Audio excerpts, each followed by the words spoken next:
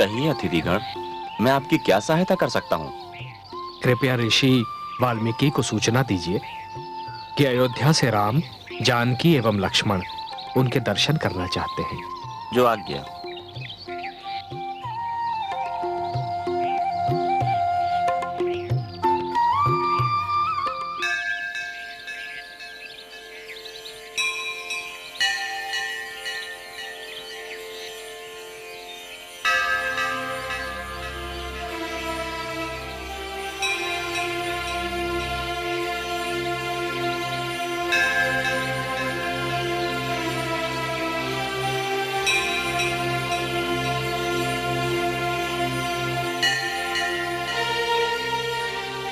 गुरुदेव, अयोध्या के राजकुमार श्री राम, जनक नंदनी सीता और सुमित्रा नंदन लक्ष्मण आश्रम पधारे हैं।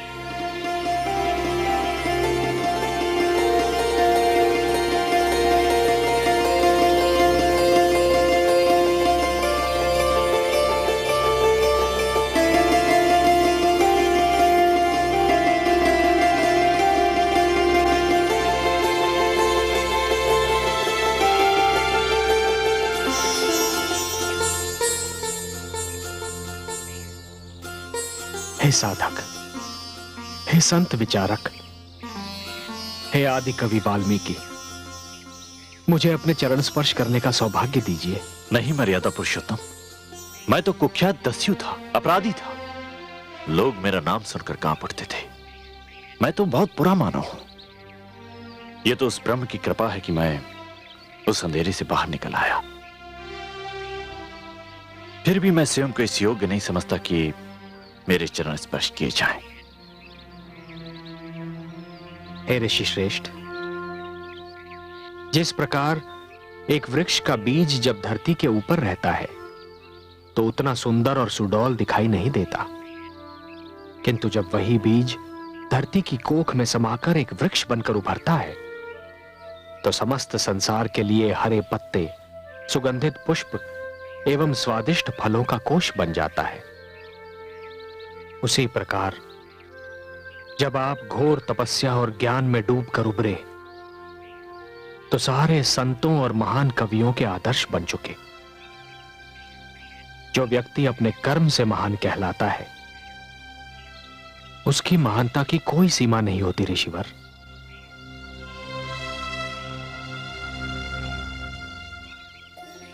प्रणाम गुरुदेव। सौभाग्यवती भाव, तुम्हें देखकर मेरे मन में जो भावना उठ रही है मैं उसका वर्णन नहीं कर सकता। न जाने क्यों मेरा मन कर रहा है कि मैं तुम्हें पुत्री कहकर पुकारूं। केवल पुकारिए नहीं ऋषिवर, पुत्री समझिए भी। चिरंजीवी भाव, भले समय पर आए आप लोग। मैं आपके बाल्यकाल से जीवन का चरित्र चित्रण कर रहा हूं और मेरी यह प्रबल इच्छा थी कि उसका अवलोकन उसी के हाथों हो जिसका यह चरित्र चित्रण है। और मेरा यह सौभाग्य है कि आज यह अवसर मेरे हाथ आ गया। देव भाषा का इतना बड़ा विद्वान, इतना बड़ा ज्ञाता एक साधारण शिष्य से अवलोकन के लिए कह रहा है। मैं आपका स्थान जानता हूं। आपके कुलगुरु वशिष्ठ मुझे बता चुके हैं कि आप साहित्य, कला एवं संस्कृति के असाधारण ज्ञाता एवं विद्वान हैं। अवलोकन तो आप ही को करना होगा। आइए विश्राम कीजिए।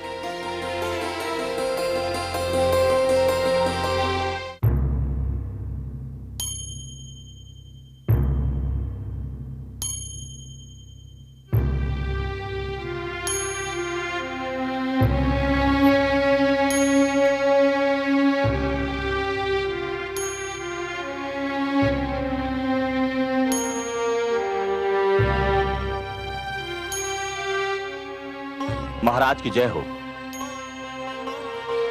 सेनापति, क्या समाचार मिला? मेरे गुप्तचर कुछ समाचार लाए हैं महाराज, और उन्हें सुनकर मैं कुछ उलझन में पड़ गया हूँ। क्या सूचनाएं इतनी चिंताजनक हैं?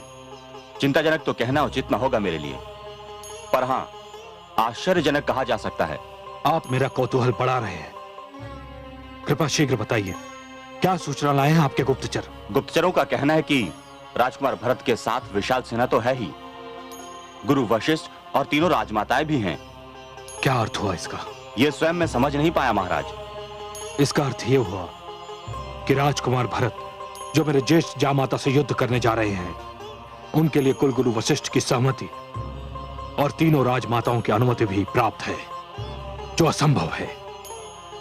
या फिर राजकुमार भरत का उद्देश्य युद्ध नहीं, कुछ और है जो संभव है। युद्ध के अतिरिक्त उनका उद्देश्य और क्या हो सकता है महाराज? यह जानने के लिए हमें अपने आप को और अपनी सेना को छिपा कर रखना होगा और राजकुमार भरत और उनकी सेना की गतिविधियों पर कड़ी दृष्टि रखनी होगी और फिर उचित समय पर उचित पग उठाना होगा। मेरे लिए क्या आज्ञा है महाराज? सेना को आदेश दीजिए कि वो हमसे दूरी पर हमारे पीछे रहें। केवल हम और आप आगे जाएंगे। जो आज्ञा महाराज।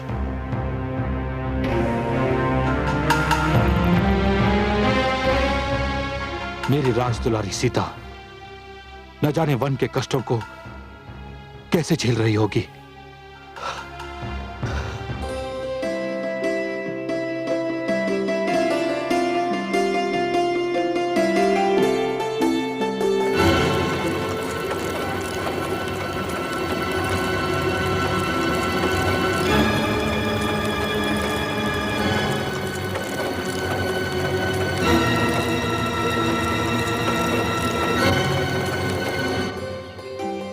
सीता,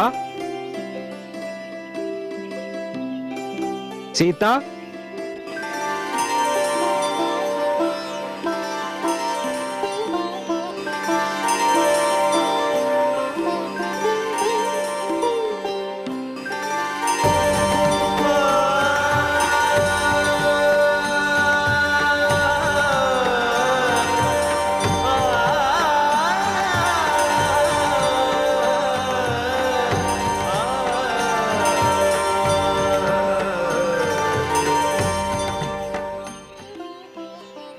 सोच में पड़ गए स्वामी। मेरे नेत्रों के समक्ष वो दृश्य घूम गया देवी, जब मैंने पहली बार आपको जनकपुरी की एक पुष्प वाटिका में ऐसी ही एक भोर में पुष्प तोड़ते हुए देखा था। तब आप जनकपुरी में थीं, राजकुमारी थीं। किंतु आज आज कोई अंतर है स्वामी?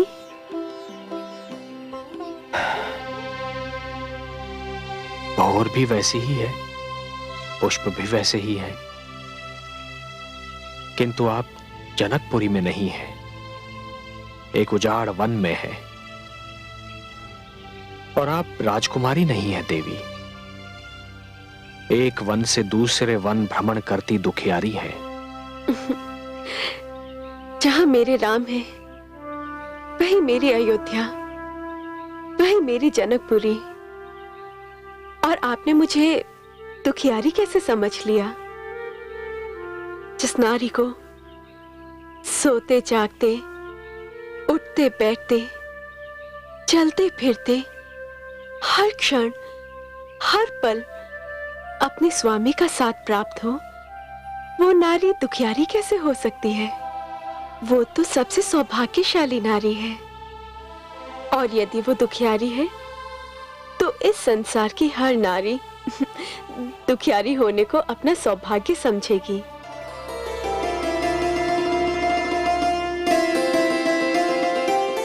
धन्य है आप, धन्य है।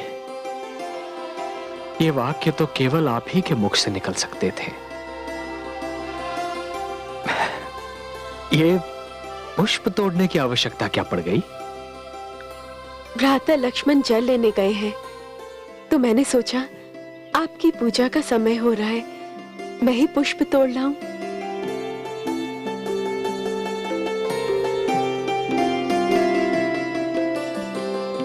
सत्य स्वामी, आपका ये तपस्वी वेश आप पर इतना भव्य लगता है कि राजकीय वेश भी इसकी तुलना में तुच्छ लगता है। सीता, तभी तो मुझे वो जनकपुरी की वाटिका का दृश्य स्मरण हो आया। भ्राताश्री, भ्राताश्री, क्या हुआ अनुज? भ्राताश्री, भ्राता भरत विशाल सेना लेकर हम पर आक्रमण करने के उद्देश्य से इसी ओर बढ़े चले आ रहे हैं।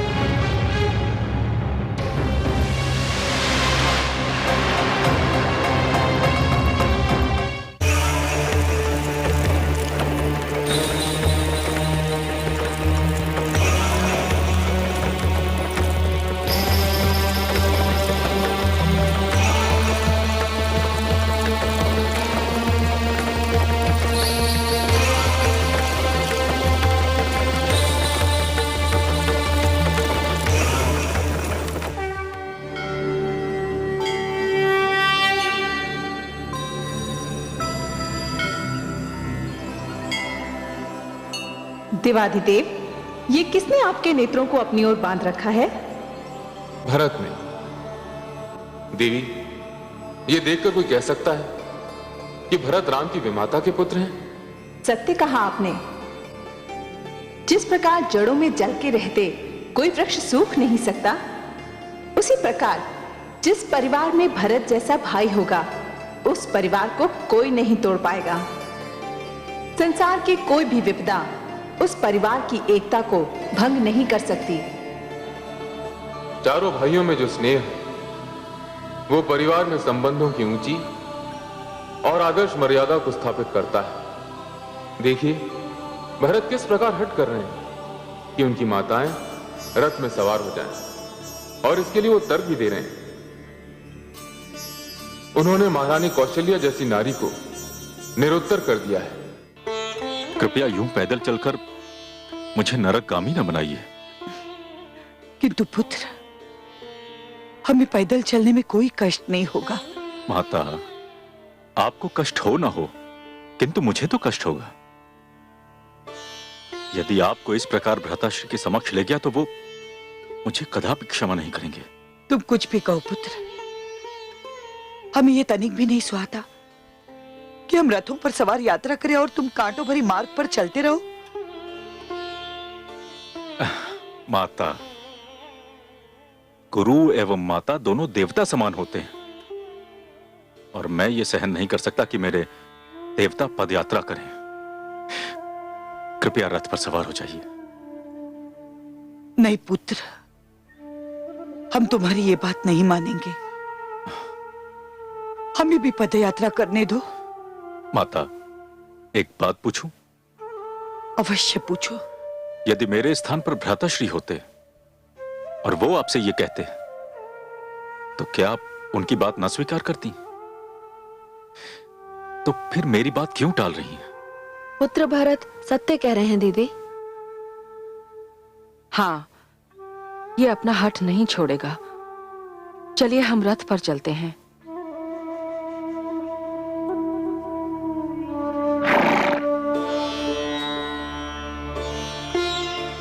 अनुज। जी भ्राताश्री। अब तुम भी रथ पर जाओ। नहीं भ्राताश्री, मैं आपके पीछे पीछे चलूंगा। अनुज, तुम्हें कष्ट होगा तो मुझे दुख होगा, मान लो मेरी बात। भ्राताश्री, आप अपनी साधना पूरी कर रहे हैं, पर आप मुझे अपनी साधना पूरी करने से वंचित कर रहे हैं। मैं कुछ समझा नहीं। भ्राताश्री, भ्राताश्री राम के पदचिन्हों पर चलना आपकी साधना है, और आपके पदचिन्हों पर चलना मेरी साधना है। अनुज,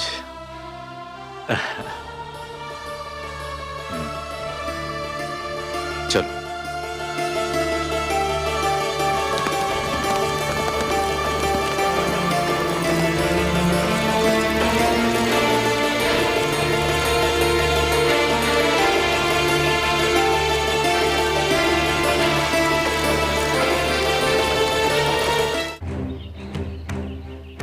भ्राताश्री, मुझे आज्ञा दीजिए कि मैं भ्राताश्री भरत के राजमत, सत्तामत और अहंकार को चकनाचूर कर दूं। उन्हें ये बता दूं कि आप पर आक्रमण करने और आपको क्षति पहुंचाने के विचार का भी क्या परिणाम होता है? वास्तविकता जाने बिना कोई निर्णय कर लेना वैसा ही होता है अनुज, जैसे घटा के छाने पर दिन को रात्रि समझ लेना। अंधकार सूर्य को निगल सकता है, आंधी एक पर्वत को उड़ाकर ले जा सकती है, पृथ्वी अपना धैर्य खो सकती है, किंतु राजमद और सत्ता के मद में मेरा अनुज भरत भ्रातृ प्रेम को भूल जाए, असंभव है अनुज, यह असंभव है। यदि इस पृथ्वी पर भरत का जन्म न हुआ होता तो न्याय और धर्म की व्यवस्था बनाना संभव ही न होता। तुम्हें कोई भ्रम हुआ है अनुज, अवश्य ही भ्रम हुआ है तुम्हें। भ्राताश्री, पहले मुझे भी विश्वास नहीं हुआ, किंतु यदि भ्राता भरत के मन में खोट नहीं होता तो वो अकेले ही आते ना। शत्रुघ्न को साथ लाने का क्या अर्थ है? अनुज, भरत और शत्रुघ्न में वही संबंध है जो तुम में और मुझ में है। एक काया तो दूसरा छाया। यदि लक्ष्मण राम के संस्कारों की प्रतिमूर्ति है तो शत्रुघ्न भी भरत के संस्कारों से परिपूर्ण है। क्या यह संभव है कि अमृत के वृक्ष से विष का फल फूटे? क्या यह संभव है कि लक्ष्मण जैसे पुत्र को जन्म देने वाली माता सुमित्रा एक ऐसे पुत्र को जन्म दे जिसमें लक्ष्मण के गुण ही न हो?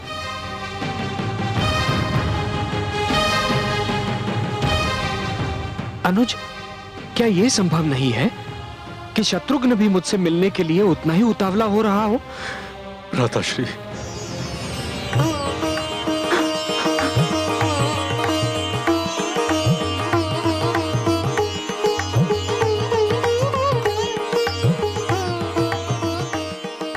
भ्राताश्री, भरत, भ्राताश्री,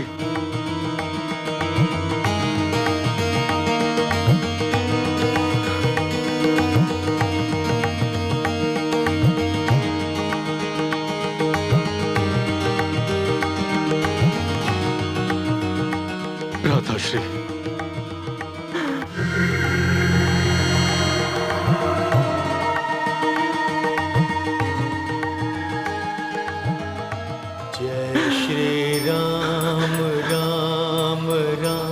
भ्राताश्री, जय श्री राम, भ्राताश्री, भरत, भ्राताश्री, भ्राताश्री, भ्राताश्री, अनुज, भ्राताश्री,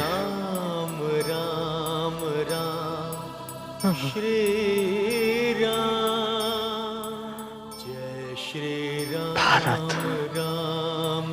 महारानी कैकेयी, भरत के अश्रुओं ने तुम्हारे सारे पाप धो दिए।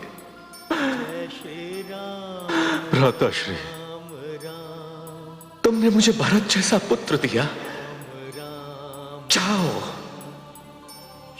मैंने तुम्हारे सारे अपराध क्षमा किए।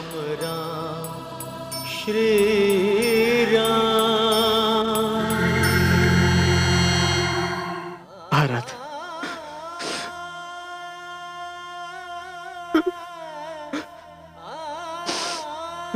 भारत,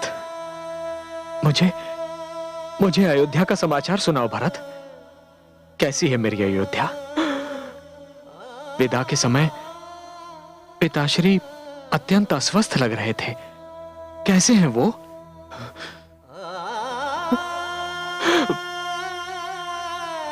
भ्राताश्री, पिताश्री स्वस्थ एवं अस्वस्थ होने के जंजाल से मुक्त हो गए।